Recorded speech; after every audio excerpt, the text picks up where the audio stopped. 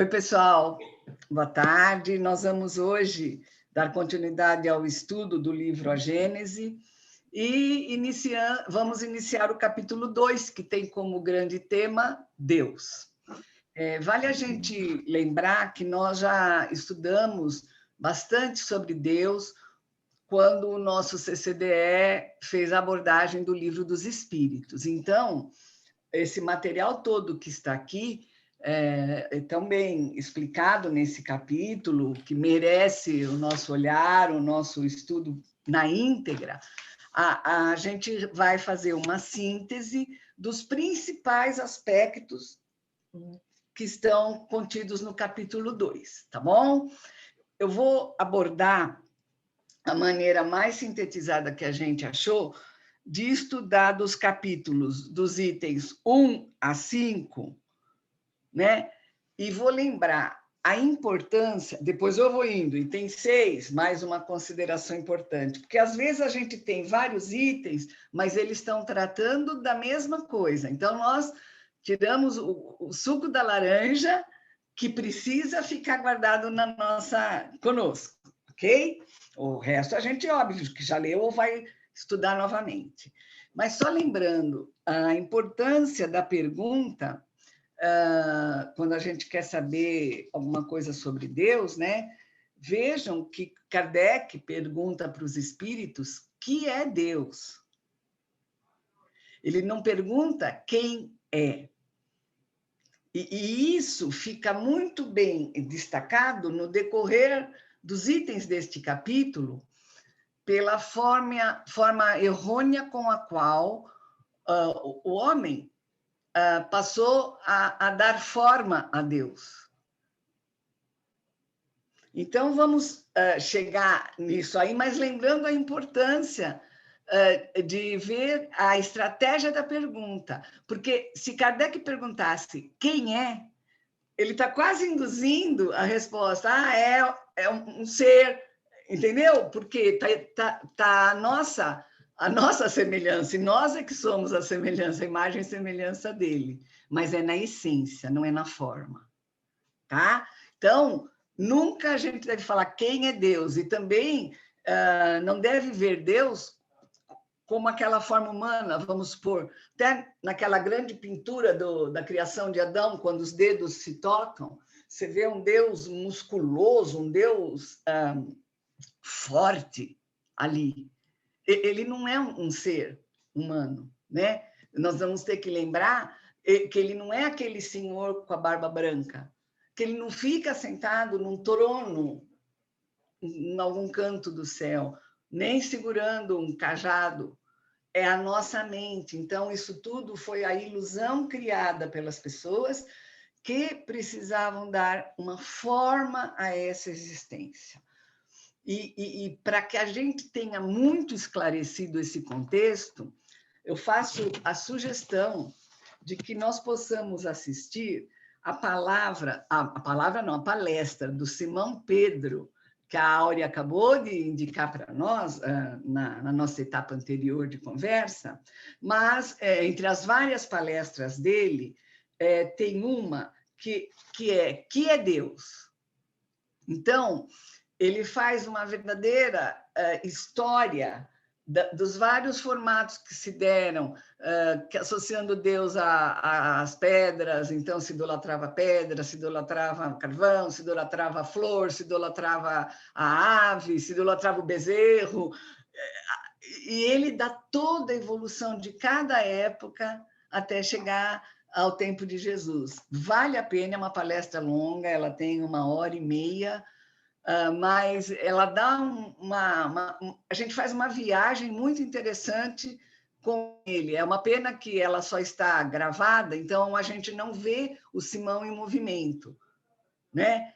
Mas ele fala num jeito mineirinho de ser, muito explicativo, e a gente vai entender. Algumas poucas palavras a gente vai olhar no dicionário para relembrar o que é, mas na essência nós vamos entender bacana. E ela vai dar uma bela viagem conosco sobre o que é Deus, ok? Então, já fica de cara a recomendação da palestra do Simão, depois tem mais 2 ao final. Então, vamos lá. Do item 1 ao item 5, Kardec trata da existência de Deus, mas de um aspecto muito especial que ele chama a nossa atenção. Não existe efeito sem causa. Acabou. Por que isso? Porque na definição do que é Deus, os espíritos disseram: Deus é a causa primária de todas as coisas. Deus é a inteligência suprema. E aí a gente fica procurando imaginar, mas eu não consigo ver Deus. Como é que eu vou ver a inteligência? Como é que eu vou ver a causa? Eu vou conhecer o Criador pela obra dele. Então, se a gente olhar à nossa frente, ao nosso lado, se a gente abrir nossa janela, nós vamos ver o quanto a presença de Deus se faz forte. Porque tudo que está aí foi criado por ele.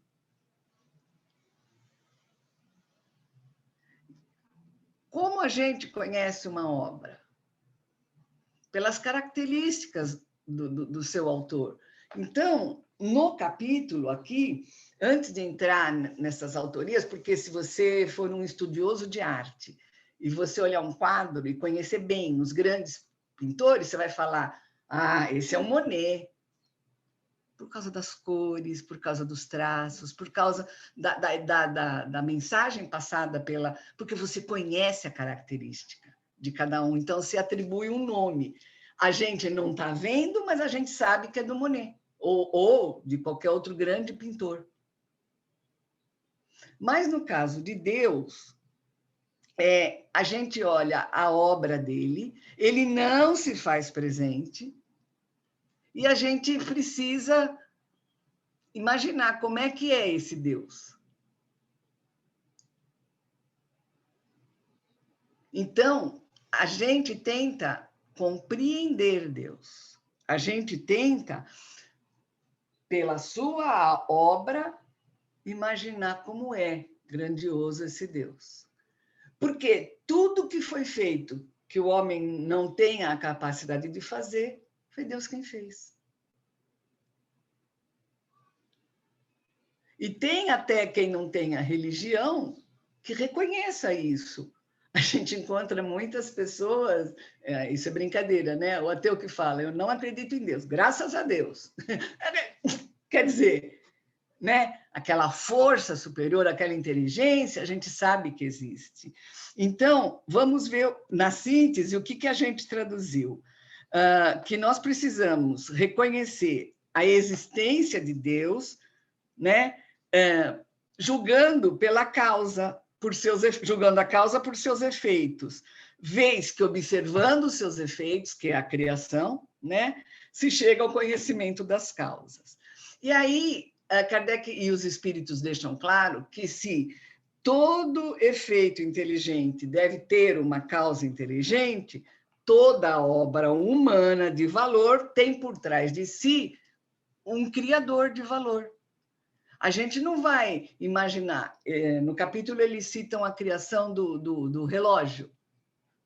Você vai olhar o relógio e ele vai marcar o que você precisa. Ele te dá a informação que você precisa. São 16 horas e 9 minutos. É isso que eu queria saber para controlar meu tempo. Eu não vou imaginar o que está por trás do meu relógio. Por que o ponteiro anda? Como que os números estão lá colocados, qual é o mecanismo utilizado para que esse relógio funcione. A mim, importa que o relógio seja exato, me dê a informação que eu preciso ali.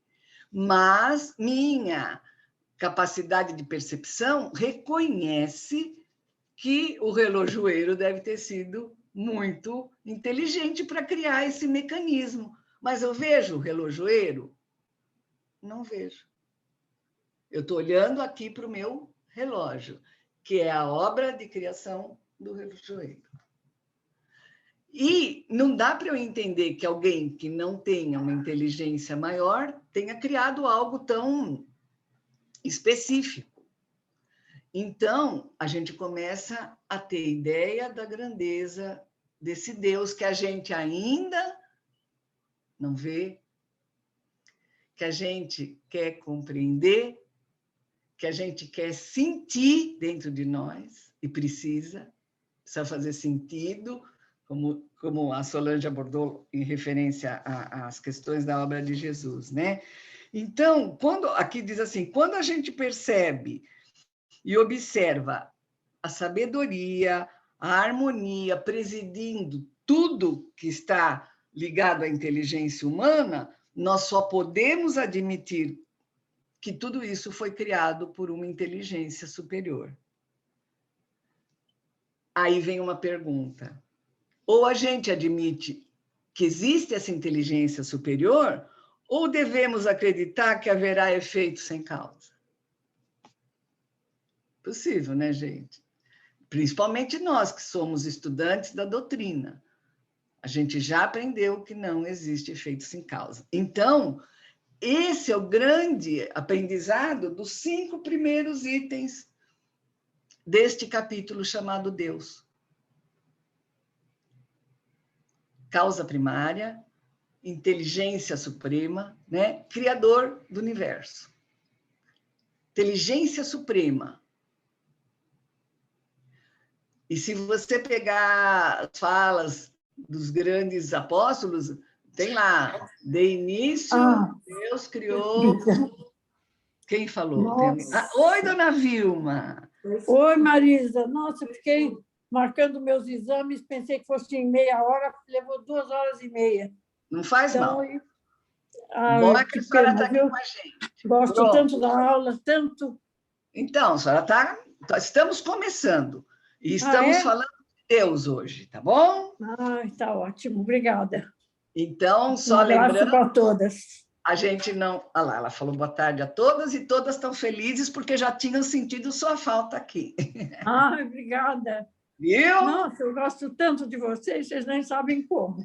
E nós também gostamos muito da senhora, pode ter certeza disso. Eu te admiro muito, Marisa. Minha linda. Você é modelo. Não. A geração nova, né? Porque eu já fui. Dona Vilma, nova, estou com 67, beirando 68. Põe estrada nisso. Põe estrada. Agradeço a bondade do seu olhar, só isso. Vamos lá, então. Vamos lá. Deus é a inteligência suprema, causa primária de todas as coisas.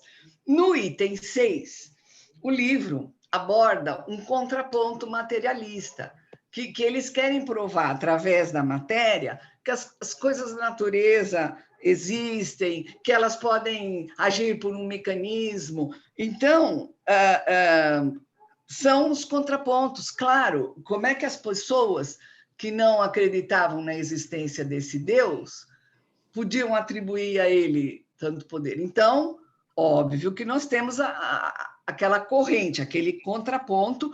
Por quê? Porque todo mundo só lidava com coisas materiais. Então, o que é que se contesta de forma mais evidente?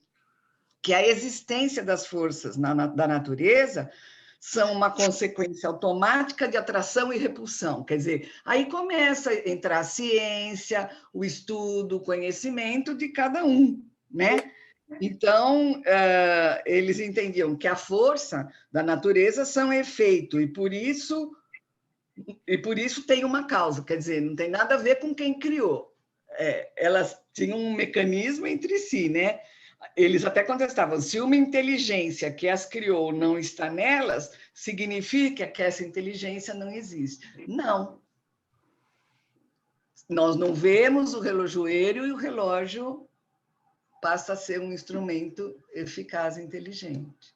E assim é com as coisas. Eu estava falando, quando no início da criação, cita-se assim, logo de início, Deus criou.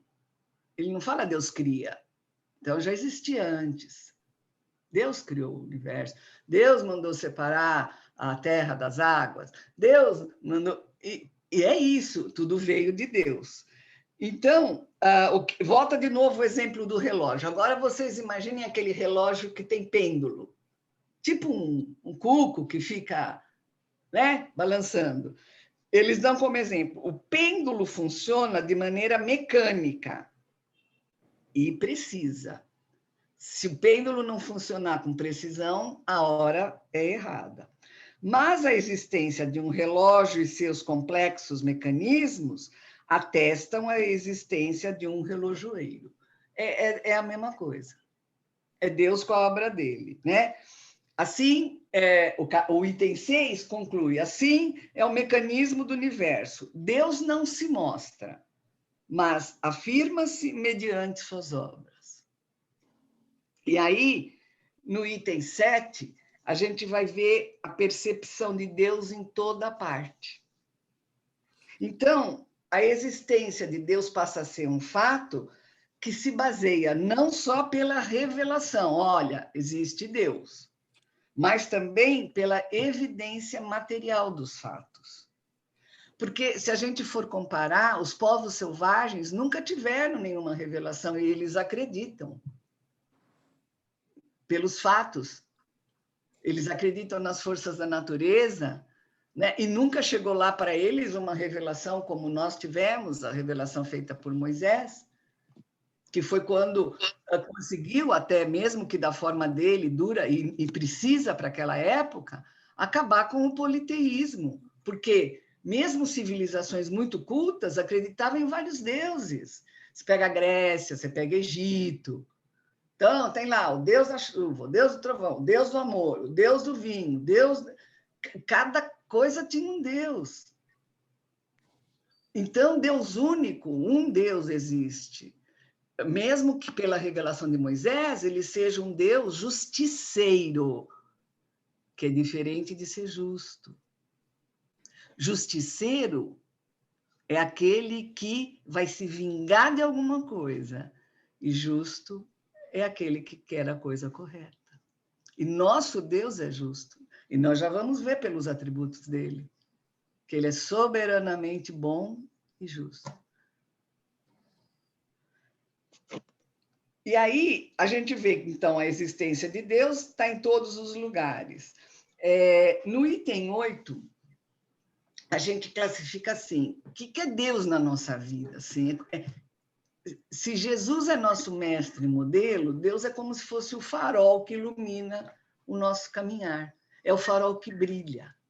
E nós temos dentro de nós a essência de Deus, não vamos esquecer disso. O brilho dentro de nós. Às vezes a chama está um pouco apagadinha. Às vezes nossa chama está quase assim, ó, esmorecendo, mas ela está aqui dentro. Se a gente é a essência dele, e ele é o farol que ilumina, a luz que brilha, nós também somos, né? E por que é que a gente não tem ainda a capacidade de conhecer a natureza de Deus? Porque isso só vai acontecer quando a gente atingir a nossa maioridade espiritual, assim dizendo. Quando a gente estiver realmente preparado, quando a gente eliminar de nós todas as impurezas, como se ficassem ali, passassem por uma peneira e ficasse na peneira tudo que ainda não está bom, né? Então, o nosso espírito precisa se depurar. Nem a nossa linguagem, que é o último item desse capítulo, é capaz de traduzir Deus. Nós não temos vocabulário que traduza que é Deus. Então, para a gente compreender Deus, quer dizer, e conhecer a natureza íntima, nós vamos levar o tempo que nosso espírito tiver para evoluir. Então, podemos falar assim, então, cada um de Deus vai conhecer, cada um de nós vai conhecer Deus no momento. Depende da nossa evolução. Eu espero encontrar todo mundo junto para a gente fazer nossas reuniões lá no alto, viu, gente? Então, vamos tratar de... Legal. Delícia fazer os nossos encontros semanais. Vai ser muito bom. Mas vamos voltar aqui para o livro. Ó, nós podemos, pelo raciocínio, chegar ao conhecimento dos atributos de Deus. E se a gente não conhece os atributos de Deus, impossível é compreender Deus. Então, o ponto de partida é conhecer os atributos de Deus. E os espíritos, Kardec atestam no livro, que esse foi o grande erro das religiões. Ele não cita uma nem outra. Mas, assim, nós não vamos falar nem de uma nem de outra, mas o fato de quererem dar uma forma a Deus. Era mais importante dar uma forma a Deus do que conhecer a essência dele. Então, o que é que a doutrina propõe? Que a gente conheça Deus, já que a gente não pode vê-lo ainda, mas que a gente possa compreender essa inteligência por meio dos atributos. E aí, isso aí nós já estudamos, a gente só vai relembrar assim, ó, tchum, no item 9, porque eu sei que a semana passada a gente ficou buscando os itens. Então, agora já estou pontuada para ir dizendo e quem quer vai olhando. E depois vocês falam, Marisa, não falou disso, eu achei importante, ok? Tem sempre que alertar, porque às vezes a gente pega aqui no breu e vai embora, igual né? Então, vamos lá. Deus é a suprema e soberana inteligência.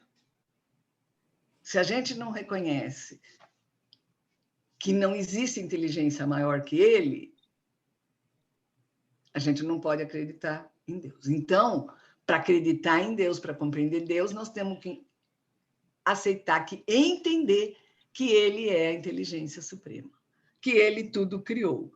Porque se a gente fizer a suposição que existe alguém mais inteligente que ele, então esse alguém seria o Deus.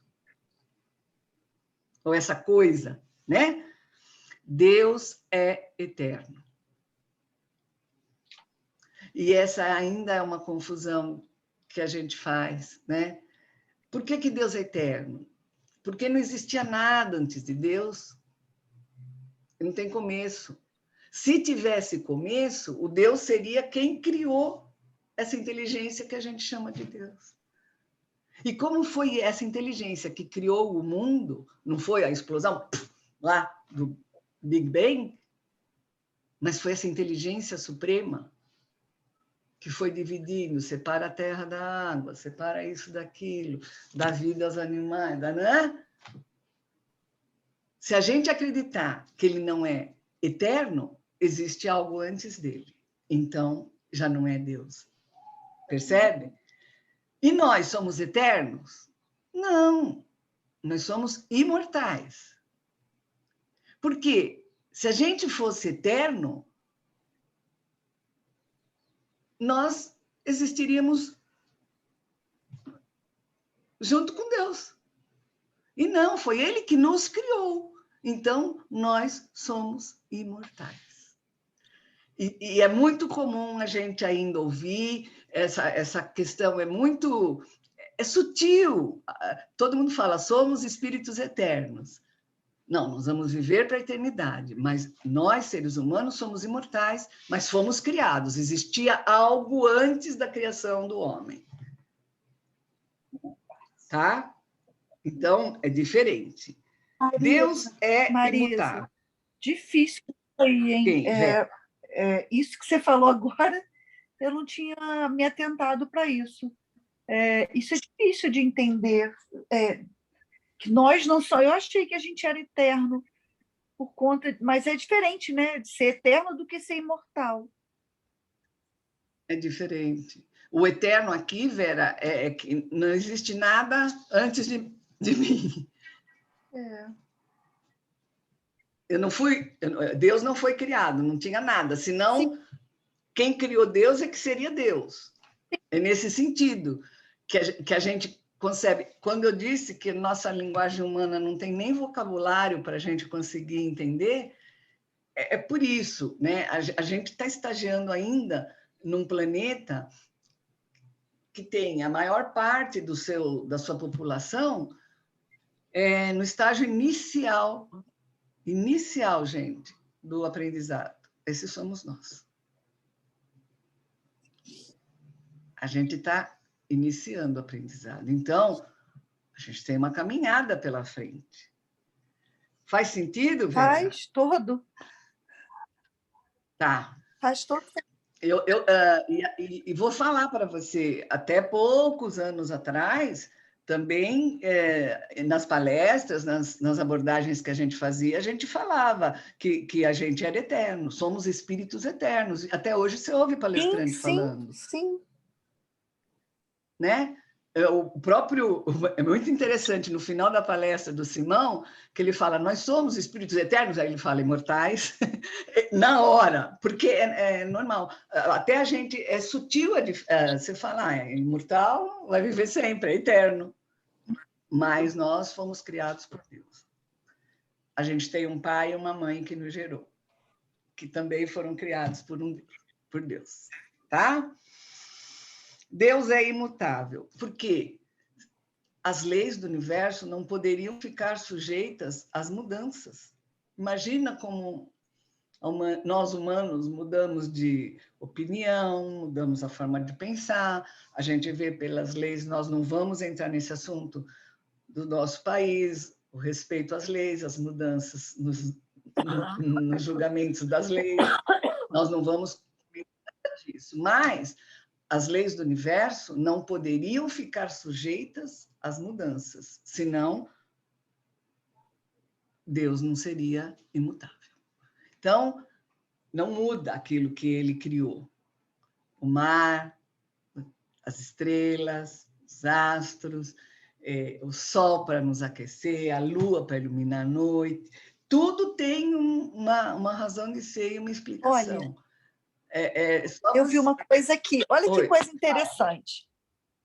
Fui lá procurar, né? Só para vocês saberem que eterno, o significado, agora fechou mais ainda o que você explicou. Eterno, fora do tempo, sem início ou fim. Nós temos um início, porque foi ele que criou. Aí fica assim, que tem começo, mas não tem fim. Então, é isso aí. Sem início e sem fim. É eterno. Eterno e sem início e sem fim. Ok. Tá certo? Muito bom. Sempre que tiver esse tipo de dúvida, é legal trazer. Porque, assim, pode ser a dúvida de outras pessoas também. A gente vai trocando ideia. Deus é imaterial, né? Isso é, a sua natureza difere de tudo o que nós chamamos de matéria. De outro modo, não seria, ele estaria sujeito também às transformações da matéria. Então, se Deus não fosse imaterial, ele também não seria imutável, porque matéria muda, matéria se transforma. Deus é onipotente. Se Deus não possuísse o poder supremo, alguém possuiria esse poder além dele. Esse alguém seria o Deus. Então, o poder é supremo, né? Deus é soberanamente justo e bom. E aí se destaca principalmente, já estou no item 14, esqueci de ficar falando os números. Deus é soberanamente justo e bom, se destaca a sabedoria das leis divinas, né? Que essa sabedoria é revelada nas pequeninas coisas. Essa sabedoria faz com que Deus haja com justiça e com bondade. De novo, lembrar, Deus não nos pune, Deus não nos castiga. Nossa consciência nos pede a correção daquilo que ela entendeu ser equivocado, depois que a gente desencarna, quando a gente está lá na erraticidade. Então, Deus nos ensina e ele nos dá as oportunidades de reencarnar, para que a gente aprenda e vá melhorando. Por isso a gente erra. Ninguém está isento de errar, né? Como nós trabalhamos hoje na nossa ação doutrinária. Então, essa justiça vem exatamente para cumprir o primeiro item do nosso estudo de hoje, que é não existe efeito sem causa. Então, nós não podíamos... É óbvio, é natural que, como ser humano, às vezes a gente fale, puxa, me sinto injustiçada, acontecendo comigo isso, por quê? Mas, na infinita sabedoria de Deus, isso é aquilo que a gente precisa neste momento. Não importa o que cada uma de nós esteja passando, cada uma na sua dificuldade, cada uma na sua angústia, na sua preocupação, que nós vamos tentar reverter em esperança, nós vamos tentar reverter em confiança, nós vamos lutar com isso, bravamente, com o nosso pensamento, cada vez que vier uma coisa que não seja boa, é o nosso propósito, né? Nós vamos tratar as pessoas melhores, como a Boa Nova nos ensinou, ser mais gentil, afável, doce, né? Deus é infinitamente perfeito. Por quê? Se Deus não fosse perfeito e tivesse alguém, se lhe faltasse alguma coisa para que o que ele criou fosse perfeito, alguém teria criado. E aí ele já não seria Deus. É a mesma justificativa. Ele criou tudo. Ele criou esse universo e está aí para nós, né? Estava aqui assim, agora, olhando para vocês, atrás do meu computador, tem um vasinho que eu ganhei faz tempo. E agora eu olhei, veja o que é a beleza da natureza. Só tinha um botãozinho. Olha, gente, elas nasceram hoje. Só tinha uma aqui. Dá uma olhada. Ó, tá aqui, tá aqui. Isso é Deus. Isso é Deus. Tá aqui. Se a gente olhar para fora, para o jardim, para o céu, é Deus, né? Deus é único, gente.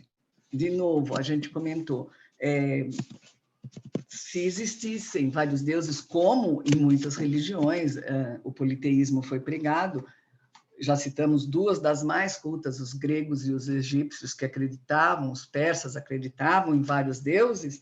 Então, vai de novo, né? Se Deus, no item 18, a unicidade de Deus é consequência do fato de serem infinitas as suas perfeições. Não poderia existir outro Deus, salvo sob a condição de ser igualmente infinito em todas as coisas. Então, Deus não seria Deus se existisse outro com essa característica, né? E aí, de novo, lembrar que os povos primitivos que deram poder a tudo que parecia divindade, por ser tributo acima da humanidade, desenvolveriam o conceito do politeísmo. Claro, eles precisavam dar uma forma, mas a gente está falando, por que criaram lá o bezerro de ouro? Porque era a forma de adorar, era o Deus. Então, ele era idolatrado, assim como várias outras passagens da humanidade, né? Nos itens 17 e 18, eles abordam essa questão, né, dos povos primitivos, dando mais força, quer dizer, eles acreditavam na divindade, mas eles precisavam ter um conceito e criar uma forma, né? Mais tarde, a razão os levou a reunir essas diversas potências numa só. Depois, a proporção que os homens foram compreendendo a essência dos atributos divinos, eles começaram a retirar os símbolos que haviam criado, a crença que implicava a negação desses atributos. Em resumo, Deus não pode ser Deus, senão sob a condição de que nenhum outro o ultrapasse. Então, na doutrina espírita se acredita num Deus único.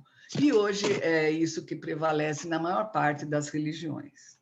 No item 19, a gente diz, de novo, que Deus é a única luz para guiar o homem. Marisa, nós temos 3 minutos. Então, acho que é bom, eu posso tentar falar esse item, aí a gente entra em providência no próximo. Se cair, eu recupero. Eu vou ficar atenta que, se de repente vocês desaparecerem, eu volto onde eu parei. Então, no item 19, diz assim, Deus é, pois, aí é um resumo, a inteligência suprema e soberana é único, eterno, imutável, imaterial, onipotente, soberanamente justo e bom, infinito em todas as perfeições, e não pode ser diferente disso, né? Tal o eixo que repousa o edifício universal. Esse é o farol, cujos raios se estendem por sobre o universo inteiro, única luz capaz de guiar o homem na procura da verdade. Orientando-se por essa luz, que é Deus, o homem nunca se transviará. Se, portanto, o homem há errado tantas vezes é unicamente por não ter seguido o roteiro que lhe foi indicado. Então, tá aí, gente. Se a gente comete os nossos erros, os nossos equívocos, se a gente traz alguma coisa menos feliz para a nossa vida, significa que a gente desviou um pouquinho daquela estrada. A gente mudou, pegou um atalho diferente, o que não significa que a gente não possa recuar e fazer novo de novo. Fechado? Pode cair agora e a gente volta já já.